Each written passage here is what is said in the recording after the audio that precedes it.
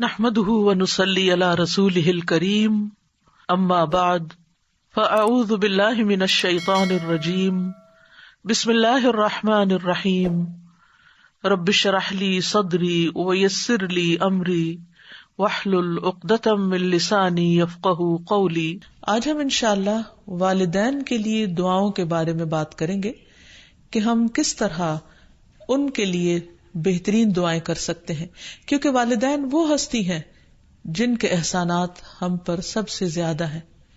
ان کے احسانات کا بدلہ ہم چکا نہیں سکتے، لیکن ہاں ایک صورت ہے کہ ہم ان کے لیے زیادہ سے زیادہ دعائیں کریں، خصوصاً اس وقت جب وہ دنیا سے جا چکے ہوں اور ہم ان کے لیے کسی قسم کی کوئی جسمانی خدمت یا مالی خدمت یا کسی اور طریقے سے کوئی مدد ان کی نہ کر سکتے ہوں۔ اللہ سبحانہ تعالیٰ کو دعا کرنا بہت پسند ہے۔ اللہ تعالیٰ فرماتے ہیں وَقَالَ رَبُّكُمُ ادْعُونِي أَسْتَجِبْ لَكُمْ، اور تمہارے رب نے فرمایا کہ مجھ سے دعا کرو، میں تمہاری دعا قبول کروں گا۔ تو اللہ سبحانہ تعالیٰ نے خود ہمیں حکم دیا ہے کہ مجھ سے مانگو، تو ہمیں اللہ سبحانہ تعالیٰ کی اطاعت کرتے ہوئے مانگتے رہنا چاہیے۔ اور ویسے بھی ایک اور آیت میں آتا ہے کہ وَإِذَا سَأَلَكَ عِبَادِي عَنِّي فَإِنِّي قَرِيبٌ أُجِيبُ دَعْوَةَ الدَّاعِ إِذَا دَعَانِ فَلْيَسْتَجِيبُوا لِي وَلْيُؤْمِنُوا بِي لَعَلَّهُمْ يَرْشُدُونَ۔ وَإِذَا سَأَلَكَ عِبَادِي عَنِّي، اور جب آپ سے میرے بندے میرے بارے میں پوچھیں، یعنی اللہ سبحانہ تعالیٰ کے بارے میں کہ ہمارا رب کہاں ہے، ہم اس سے کیسے دعا کریں، تو آپ ان کو بتائیے فَإِنِّي قَرِيبٌ، میں تو قریب ہوں، بہت قریب، دور نہیں ہوں، بیچ میں کسی اور کو لانے کی ضرورت ہی نہیں، سب سے زیادہ تو میں ہی تمہارے قریب ہوں۔ اجیب دعوت الداعی اذا دعانی، میں پکارنے والے کی پکار کا جواب دیتا ہوں جب بھی وہ مجھے پکارتا ہے، دن کو پکارتا ہے یا رات کو پکارتا ہے، غم میں پکارتا ہے یا غصے میں پکارتا ہے، بھوک میں پکارتا ہے یا بیماری میں پکارتا ہے، جب بھی پکارتا ہے میں اس کی پکار سنتا ہوں۔ تب اس کو کیا چاہیے کہ فَلْيَسْتَجِيبُوا لِي، چاہیے کہ وہ بھی میری بات مانے، یعنی اگر وہ چاہتے ہیں کہ ان کی دعائیں سنی جائیں تو انہیں میری اطاعت کرنی چاہیے۔ وَلْيُؤْمِنُوا بِي، اور چاہیے کہ مجھ پر ایمان لائیں، مجھ پر اعتماد کریں، مجھے اپنا رب مان لیں۔ لَعَلَّهُمْ يَرْشُدُونَ، شاید کہ وہ سیدھی راہ پائیں، ان کو صحیح راستہ مل جائے۔ ہوتا یہ ہے کہ جب انسان کی زندگی میں کوئی مشکل آتی ہے تو اس کے پیچھے کوئی مقصد ہوتا ہے، کوئی حکمت ہوتی ہے۔ اللہ سبحانہ تعالیٰ اپنے بندے کو اپنے اور قریب کرنا چاہتا ہے، اس لیے وہ اس کو کسی نہ کسی ایسے دکھ، تکلیف یا پریشانی میں مبتلا کر دیتا ہے تاکہ بندہ اپنے رب کی طرف رجوع کرے، اس مشکل پر صبر کر کے اجر پائے، اللہ تعالیٰ کی طرف رجوع کر کے اور زیادہ دعا مانگے، کیونکہ دعا عبادت ہے، الدعاء هو العبادہ، اللہ سبحانہ تعالیٰ کے نزدیک نہایت پسندیدہ، اس لیے ہمیں کثرت سے پکارتے رہنا چاہیے۔ اور جب بھی ہم دعا مانگیں تو اس سے پہلے اللہ تعالیٰ کی حمد و ثنا ضرور بیان کریں۔ ایک حدیث میں آتا ہے، عبداللہ بن مسعود رضی اللہ عنہ کہتے ہیں کہ میں نماز پڑھ رہا تھا اور نبی صلی اللہ علیہ وسلم، ابو بکر اور عمر ایک ساتھ تھے۔ جب میں بیٹھا تو اللہ تعالیٰ کی حمد و ثنا بیان کی، پھر نبی صلی اللہ علیہ وسلم پر درود بھیجا، پھر اپنے لیے دعا کی، تو نبی صلی اللہ علیہ وسلم نے فرمایا مانگو عطا کیا جائے گا، مانگو عطا کیا جائے گا۔ تو اس سے پتہ یہ چلتا ہے کہ دعا سے پہلے اللہ تعالیٰ کی حمد و ثنا بیان کرنا ضروری ہے۔ آج آلو گوشت بنایا ہے، تم ہی نے کہا تھا جو دل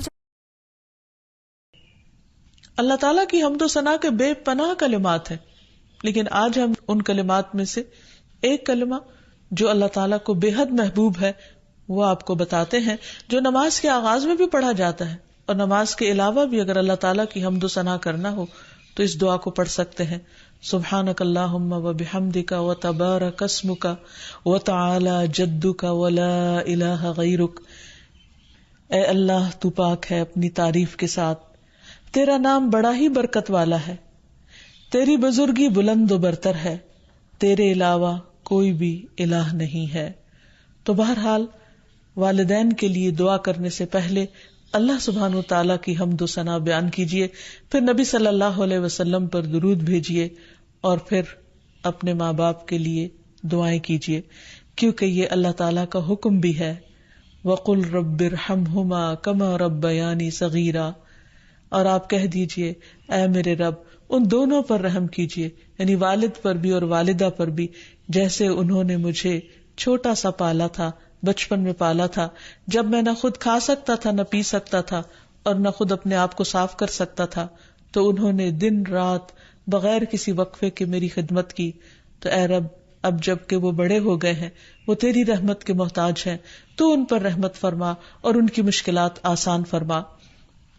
پھر اسی طرح والدین اگر زندہ ہو تو بھی دعا کی جائے، اور اگر وہ فوت ہو جائے تو وہ اور بھی زیادہ دعاؤں کے مستحق ہو جاتے ہیں۔ جب برزخ میں والدین کا درجہ بڑھا دیا جاتا ہے، یعنی بلند کیا جاتا ہے، تو وہ پوچھتے ہیں کہ ہمیں درجے کی یہ بلندی کیوں کر حاصل ہوئی، تو انہیں بتایا جاتا ہے کہ یہ تمہاری اولاد کی دعا کی وجہ سے۔ ویسے بھی جب انسان فوت ہو جاتا ہے تو اس کے اپنے عمل کا سلسلہ ختم ہو جاتا ہے۔ 3 چیزیں مرنے کے بعد بھی فائدہ دیتی ہیں، جن میں سے ایک صدقہ جاریہ ہے، دوسرے ایسا علم جو انسان اپنے پیچھے چھوڑ جائے جس سے لوگ فائدہ اٹھائیں، اور تیسرے ولد صالح یدعو لہ، نیک اولاد جو اپنے والدین کے لیے دعائیں کرے، یعنی بیٹے کی دعا یا بچوں کی دعا اپنے والدین کے حق میں قبول ہوتی ہے، اس لیے خوب خوب دعائیں کرنی چاہیے۔ ہم دیکھتے ہیں کہ مختلف پیغمبر بھی اپنے رب سے اپنے والدین کے لیے دعائیں کرتے رہے ہیں، جن میں نوح علیہ السلام کی دعا ہے، وہ کہتے ہیں رب اغفر لی ولوالدی ولمن دخل بیتی مؤمنا وللمؤمنین والمؤمنات، اے میرے پروردگار مجھے بخش دے اور میرے والدین کو بخش دے، اور ہر اس شخص کو جو میرے گھر میں مومن کی حیثیت سے داخل ہوا ہو ان سب کو بھی بخش دے۔ اسی طرح ابراہیم علیہ السلام کی دعا ہے ربنا اغفر لی ولوالدی وللمؤمنین یوم یقوم الحساب، اے ہمارے پروردگار مجھے، میرے والدین اور تمام مومنوں کو اس دن معاف کر دینا جس دن حساب لیا جائے گا۔ پھر اسی طرح ہم دیکھتے ہیں کہ صحابہ کرام اپنے والدین کے لیے دعائیں کیا کرتے تھے، جن میں خاص طور پر حضرت ابو ہریرہ کا ذکر ملتا ہے کہ وہ ایمان لے آئے تھے لیکن ان کی والدہ مشرکہ تھیں، اور وہ نبی صلی اللہ علیہ وسلم کے بارے میں ایسے کلمات کہہ دیتی جس سے ان کو بہت تکلیف ہوتی۔ تو ایک مرتبہ اسی طرح کے کچھ کلمات سن کر وہ روتے ہوئے نبی صلی اللہ علیہ وسلم کے پاس آئے، کہنے لگے کہ یا رسول اللہ صلی اللہ علیہ وسلم آپ میری والدہ کی ہدایت کی دعا کیجیے۔ بہرحال آپ صلی اللہ علیہ وسلم نے ہاتھ اٹھا دیے، ان کے لیے دعا کی، اور جب حضرت ابو ہریرہ واپس گھر پہنچے تو ان کی والدہ اسلام قبول کر چکی تھی۔ حقیقت یہ ہے کہ والدین کے لیے خود بھی دعا کرنی چاہیے اور دوسروں سے بھی دعا کی درخواست کرنی چاہیے۔ پھر اسی طرح ہم دیکھتے ہیں کہ ایک مرتبہ ابو ہریرہ جب اپنے وطن پہنچے تو بڑی اونچی آواز میں کہا اماں جان السلام علیکی ورحمۃ اللہ وبرکاتہ۔ انہوں نے جواب دیا وعلیک السلام ورحمۃ اللہ وبرکاتہ۔ پھر ابو ہریرہ کہنے لگے اللہ تعالیٰ آپ پر رحم فرمائے جیسا کہ آپ نے بچپن میں میری پرورش فرمائی۔ ان کی والدہ نے جواب دیا اے میرے بیٹے تمہیں بھی اللہ تعالیٰ بہترین جزا دے اور تم سے راضی ہو جیسا کہ تم نے میرے ساتھ بڑھاپے میں نیک سلوک کیا۔ حقیقت یہ ہے کہ ہم پر انسانوں میں سے سب سے بڑا احسان ہمارے والدین کا ہے۔ اللہ سبحانہ وتعالیٰ نے اپنے حق کے بعد سب سے بڑا حق ہمیں والدین ہی کا بتایا ہے۔ اللہ تعالیٰ نے بنی اسرائیل سے پکا عہد لیا تھا۔ قرآن مجید میں آتا ہے وَإِذْ أَخَذْنَا مِيثَاقَ بَنِي إِسْرَائِيلَ لَا تَعْبُدُونَ إِلَّا اللَّهَ وَبِالْوَالِدَيْنِ إِحْسَانًا، اور وہ وقت یاد کرو جب ہم نے بنی اسرائیل سے یہ پختہ عہد لیا کہ تم لوگ اللہ کے سوا کسی کی عبادت نہ کرو گے اور والدین کے ساتھ احسان کرو گے۔ تو حقیقت یہ ہے کہ والدین کے ساتھ احسان کرنا اس لیے ضروری ہے کہ ہم ان کا حق ادا نہیں کر سکتے جتنی وہ محبت کے ساتھ ہمیں پالتے ہیں۔ بچے والدین کی خدمت عزت کرتے بھی ہیں تو بعض اوقات مشکل میں پڑ کر بد دلی کے ساتھ، اس محبت کے ساتھ نہیں جو والدین کی محبت اپنی اولاد کے لیے ہوتی ہے، اور وہ ہر کام خوشی خوشی کرتے ہیں۔ والدین اپنے بچوں کے بڑا ہونے کی دعائیں مانگتے ہیں، لیکن جب والدین بوڑھے ہو جاتے ہیں تو بچے ان کے خیر و عافیت کے ساتھ دنیا سے رخصت ہونے کی دعائیں مانگتے ہیں. اور پھر والدین میں سے بھی خاص طور پر ماں کا حق ادا کرنا اور بھی زیادہ ضروری ہے، کیونکہ باپ کے مقابلے میں بچے کی پیدائش، تعلیم اور تربیت میں ماں کا حصہ اور ہاتھ زیادہ ہوتا ہے، وہ تکلیفیں بھی زیادہ اٹھاتی ہے. اور والدین کے لیے دعائیں کرنے کے ساتھ ساتھ ان کے ساتھ ادب اور احترام کا سلوک بھی کرنا چاہیے، خواہ وہ مسلمان نہ بھی ہوں، خواہ وہ اللہ تعالیٰ کے فرما بردار نہ بھی ہوں. اس سلسلے میں ہم دیکھتے ہیں کہ حضرت اسما کی والدہ ان کے پاس آئیں جو کہ ابھی اسلام قبول نہیں کی تھی، تو وہ نبی صلی اللہ علیہ وسلم کی خدمت میں حاضر ہوئی اور پوچھا کہ میری والدہ میرے پاس آئی ہیں اور بہت رغبت کے ساتھ مجھ سے ملنا چاہتی ہیں، تو کیا میں ان سے مل سکتی ہوں، ان کی مدد کر سکتی ہوں؟ تو آپ نے فرمایا تھا صلی امکی، تم اپنی ماں کے ساتھ صلہ رحمی کرو. اس بارے میں اللہ سبحانہ وتعالیٰ قرآن مجید میں بھی حکم دیتے ہیں کہ اگر وَإِن جَاهَدَاكَ عَلَىٰ أَن تُشْرِكَ بِي مَا لَيْسَ لَكَ بِهِ عِلْمٌ فَلَا تُطِعْهُمَا وَصَاحِبْهُمَا فِي الدُّنْيَا مَعْرُوفًا، کہ اگر وہ تجھ پر دباؤ ڈالیں کہ تو میرے ساتھ کسی ایسی چیز کو شریک بنائے جس کا تجھے کچھ علم نہیں، تو تم ان کا کہنا نہ ماننا، البتہ دنیاوی معاملات میں ان کے ساتھ بھلا سلوک کرنا، ان کے ساتھ بھلائی کے ساتھ رفاقت کرنا، یعنی عمدہ طریقے سے، اچھے طریقے سے زندگی بسر کرنا. پھر اسی طرح خاص طور پر والدین کے ساتھ نرم سلوک کرنے کا حکم دیا گیا، کیونکہ والدین جو عمر میں بڑے ہوتے چلے جاتے ہیں یا جس طرح ان کی قربانیاں زیادہ ہوتی ہیں تو وہ اپنی اولاد سے زیادہ ایکسپیکٹ بھی کرتے ہیں، تو انہیں بچوں کی طرف سے ملنے والی چھوٹی سی تکلیف بھی بہت ناگوار ہوتی ہے. تو اس لیے خاص طور پر ایکسٹرا کیئر کی ضرورت ہے والدین کے ساتھ معاملہ کرتے وقت، یعنی گفتگو میں بھی، پوسچر میں، رویے میں، معاملے میں، ہر چیز میں نرمی برتنے کی ضرورت ہے.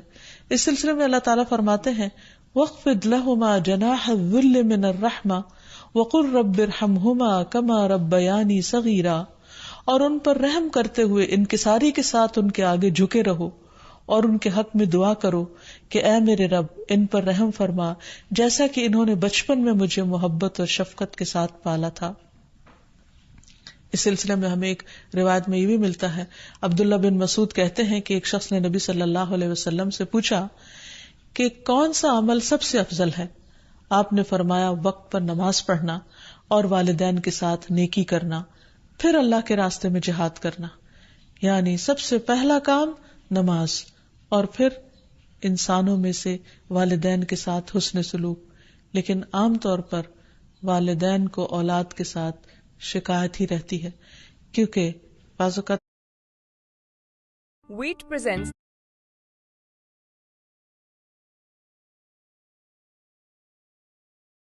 the Wheat Academy to help you learn how to charm the world, lead a healthier.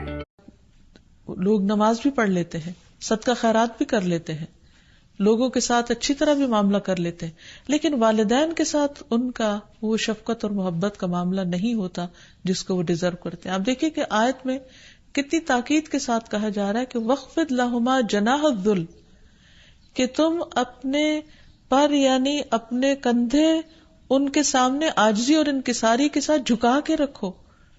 یعنی جب ان کے سامنے بیٹھو یا کھڑے ہو یا بات کرو تو اس وقت بھی تمہارے اندر ایک خاص قسم کا جھکاؤ ہونا چاہیے. پھر اسی طرح یہ ہے کہ والدین کو اف تک کہنے کی اجازت نہیں. بعض اوقات انسان کا اپنے والدین کے ساتھ ڈس ایگریمنٹ ہو جاتا ہے، کسی بات پر اختلاف ہو سکتا ہے، وہ دین کا معاملہ ہو سکتا ہے، وہ دنیا کا معاملہ ہو سکتا ہے، وہ سوچ کا فرق ہو سکتا ہے، وہ جنریشن گیپ ہو سکتا ہے، وہ کوئی بھی چیز ہو سکتی، لیکن اس میں اولاد کو یہ حق نہیں دیا گیا کہ وہ والدین کے ساتھ بدتمیزی کرے. ہمارے دین نے ہمیں یہ سکھایا ہے کہ وَلَا تَقُلْ لَهُمَا أُفٍّ وَلَا تَنْهَرْهُمَا، کہ تم ان کو اف تک نہ کہو اور ان سے ڈانٹ کر بات نہ کرو. وَقُلْ لَهُمَا قَوْلًا كَرِيمًا، اور ان کے ساتھ جب بات کرو تو بہت عزت کے ساتھ کرو، احترام کے ساتھ کرو. پھر اسی طرح ان کے ساتھ سختی سے بات نہ کی جائے، ان کا نافرمان نہ بنا جائے، جیسے اللہ سبحانہ وتعالیٰ نے یحییٰ علیہ السلام کو یہ حکم دیا تھا، یا یحییٰ خذ الکتاب بقوہ وآتیناہ الحکم صبیا وحنانا من لدنا وزکاة وکان تقیا وبرا بوالدیہ ولم یکن جبارا عصیا. اللہ تعالیٰ نے یحییٰ علیہ السلام کو بچپن میں ہی حکم دیا کہ اے یحییٰ کتاب کو یعنی تورات کو مضبوطی سے پکڑ لو، اس پر مضبوطی سے عمل پیرا ہو جاؤ. اور ہم نے اسے بچپن میں ہی قوت فیصلہ عطا کی، اور ہم نے اسے اپنی مہربانی سے نرم دل اور پاک سیرت بنایا، اور وہ فی الواقع پرہیزگار تھے اور اپنے والدین سے ہمیشہ اچھا سلوک کرتے تھے. یہ قرآن مجید کی گواہی. اور کسی وقت بھی جابر اور نافرمان نہ ہوئے، یعنی انہوں نے کبھی بھی اپنے والدین کے ساتھ بدتمیزی نہیں کی، سختی نہیں کی، بد اخلاقی نہیں کی. پھر اسی طرح والدین کی نافرمانی کو حرام بھی قرار دیا گیا. حدیث میں آتا ہے کہ ان اللہ حرم علیکم عقوق الامہات، اللہ نے تم پر ماؤں کی نافرمانی کو حرام قرار دیا ہے. پھر اسی طرح ایک اور حدیث میں آتا ہے کہ اللہ تعالیٰ کی رضامندی باپ کی رضامندی میں ہے اور اللہ کی ناراضگی باپ کی ناراضگی میں ہے. اس لیے والد کا حق ادا کرنا بھی ماں کے ساتھ ساتھ بہت ضروری ہے، اور والدین کا حق ادا نہ کرنا کبیرہ گناہوں میں شمار ہوتا ہے. اور کبیرہ گناہ وہ ہیں کہ جن پر اگر انسان توبہ کیے بغیر مر گیا تو قیامت کے دن سخت پکڑ ہوگی. اور اسی طرح والدین کو رلانا بھی کبیرہ گناہ ہے، ان کو گالی دینا کبیرہ گناہ ہے. پھر اسی طرح والدین تو وہ ہستی ہیں کہ جن کے لیے دعاؤں کے ساتھ ساتھ ان کی طرف سے صدقہ خیرات کرنا بھی خصوصاً ان کے زندگی کے بعد بہت فائدہ مند ہے. انسان کو اگر زندگی میں کچھ مشکل پیش آئے، اپنے بچوں کی طرف سے کوئی پریشانی ہو، یا اپنی صحت کی طرف سے، یا کاروبار اور روزگار میں اگر کوئی پریشانی ہو، تو اس وقت انسان کو اپنے والدین کے ساتھ حسن سلوک کرنا چاہیے. یہ ان نیکیوں میں سے ہے جس کی وجہ سے انسان کی مشکل بہت جلد حل ہو جاتی ہے. اور خصوصاً صدقہ دیتے وقت والدین کی طرف سے یعنی ان کو ثواب پہنچانے کی نیت سے صدقہ کیا جائے. اس سلسلے میں ہم دیکھتے ہیں ایک آدمی نے نبی صلی اللہ علیہ وسلم سے عرض کیا، میرے والد فوت ہو گئے ہیں اور انہوں نے مال چھوڑا ہے لیکن وصیت نہیں کی، تو کیا میں ان کی طرف سے صدقہ کروں تو ان کے گناہ معاف کر دیے جائیں گے؟ آپ نے فرمایا ہاں. اسی طرح حضرت عائشہ سے روایت ہے کہ ایک آدمی نبی صلی اللہ علیہ وسلم کے پاس آیا اور عرض کی کہ یا رسول اللہ، میری والدہ بغیر وصیت کے فوت ہو گئی ہیں اور میرا گمان ہے کہ اگر وہ بات کرتی تو صدقہ کرتی، اگر میں ان کی طرف سے صدقہ کروں تو کیا ان کو اجر ملے گا؟ آپ نے فرمایا کہ ہاں. پھر اسی طرح والدین کے اگر روزے رہتے ہوں تو ان کے قضا روزے ادا کیے جا سکتے ہیں.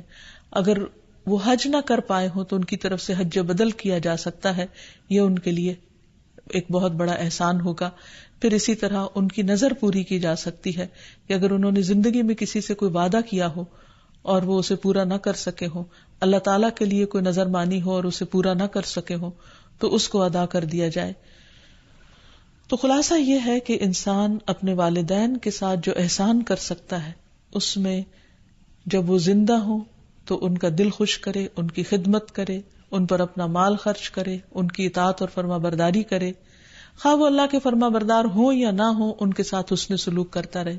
جب وہ فوت ہو جائے تو ان کی طرف سے صدقہ خیرات کرے، والدین کے دوستوں کے ساتھ حسن سلوک کرے، اور اس کے ساتھ ساتھ ان کے لیے خوب خوب دعائیں کرے. اور خصوصاً یہ مختصر سی دعا جو اللہ سبحانہ و تعالیٰ نے خود حکم دیا ہے کرنے کو، رب ارحمہما کما ربیانی صغیرا، اس دعا کی خوب خوب تکرار کرے اور ان کی بخشش کی بھی دعا کرے. دعائیں کریں، دن رات دعائیں کریں، لیکن آپ صورت نہیں دے سکتے ان کو. بالکل یہ میں آج قرآن پڑھا تو آج کا فلاں کے لیے، آج کا فلاں کے، یہ نہیں ہو سکتا. یہ آپ ہی کے لیے.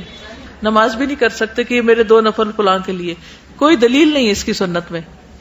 مالی عبادات جو ہیں اور ٹو سم ایکسٹینٹ جسمانی جیسے روزہ وغیرہ حج ہے وہ تو ہیں، لیکن پیورلی جو جسمانی ہے جیسے نماز ہے، یہ قرآن پڑھنا ہے، وہ نہیں. اس سے قیاس کیا جاتا ہے کہ حج کر سکتے تو عمرہ بدل بھی ہوتا ہے تو طواف بھی وہ اس سینس میں ہو جاتا ہے. صدقہ جاریہ اس لیے ہوگا کہ انہوں نے آپ کو پڑھایا لکھایا تو وہ صدقہ جاریہ ان کے لیے بن جائے گا. اولاد جو کام نیک کرتی ہے وہ ماں باپ کو ملتے ہیں، لیکن آپ یہ نہیں کر سکتے، جو بھی پڑھیں گے آپ یہ نہیں کر سکتے کل واللہ ان کے لیے اور کل اعوذ برب الفلق میرے لیے، یہ نہیں. وہ بھی ان کے لیے اور دوسری بھی ان کے لیے، سب ملے گا ان کو کیونکہ آپ پڑھ رہی ہیں. یعنی آپ یہ نہیں کہہ سکتے کہ یہ سورت کے اتنے حرف کی جو اتنے 1000 نیکیاں بنتی ہیں وہ نیکیاں میرے بجائے فلاں کو مل جائیں. یہ کر سکتے کہ سورت پڑھنے کے بعد جو دعا کی قبولیت کا وقت ہے آپ اس میں ان کے لیے دعا کریں. جی کسی کی نماز نہیں پڑھی جا سکتی.